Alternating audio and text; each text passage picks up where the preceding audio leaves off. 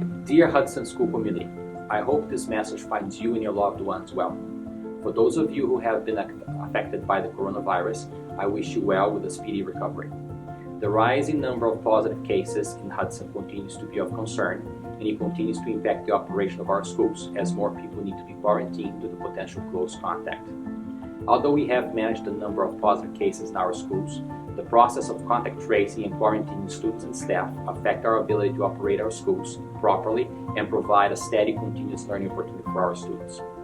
Each of our schools continue to operate regularly under the hybrid model, with the exception of Farley Elementary School, which is currently operating full remote learning through December 16. As I mentioned before, each positive case presents with different sets of circumstances and contexts that must be considered as we make decisions to transition classrooms or schools into full remote learning. The decision to transition the Farley Elementary School to full remote took into consideration many factors, including the fact that in-school transmission had happened within the school building. The number of staff quarantined and the unknown impact of the in-school transmission mainly drove the decision to transition the school into a temporary remote learning model. Because of the in-school transmission, the district was eligible to access the Rapid Response Mobile Unit. In collaboration with the Hudson Health Department, the mobile unit was activated and was at Farley Elementary School yesterday, providing free optional COVID-19 testing for asymptomatic Farley students and staff. Over 70 students and over 70 staff were tested yesterday, and results will be available sometime today. This preventative measure helps us understand if those who are asymptomatic are positive and contributing to the spread of the virus. Our journey to keep our schools open with in-person learning for approximately 1,800 students during the pandemic has been rewarding and gratifying. I believe that I speak on behalf of every staff member when I say that our work and everything that we do focus on what's best for our students. However rewarding and gratifying, this journey has been taxing on all of us. The demands imposed on families, teachers, support staff, and administrators have been overwhelming and, honestly speaking, difficult to sustain over extended periods of time. So thank you for all you do. Our ability to sustain our current practices is grounded on everyone's dedication and commitment to our students and for the important work that we do as educators. In the meantime, there are other important things happening in the district that require our attention and care.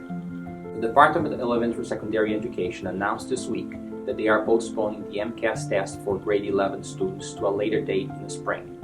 In January, only grade 12 students who need to retake the MCAS test to meet graduation requirements will be tested.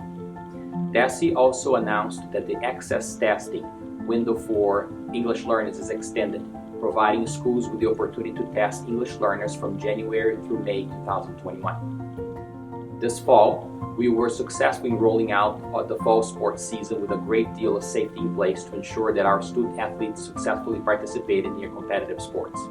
We are now planning to roll out the winter sports. Jessica Winders, our athletic director, is actively planning the logistics of safety for the winter sports: hockey, basketball, gymnastics, and swimming.